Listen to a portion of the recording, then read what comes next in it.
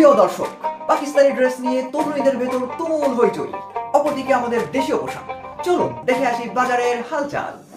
মামা, পাকিস্তান ইন্ডিয়ার নাম নিয়ে গুজবের দিন শেষ। সেরা জিনিস এখন দেশেই তৈরি হয়।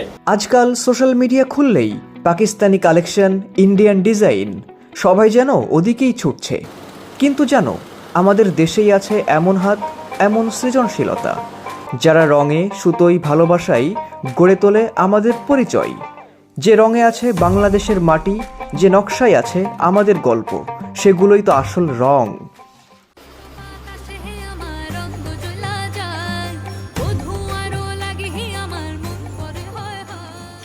ফ্যাশন মানে শুধু ট্রেন্ড নয়, ফ্যাশন মানে শেকড়ের প্রতি ভালোবাসা। রং আমাদের নিজেদের গল্প, আমাদের নিজেদের ফ্যাশন।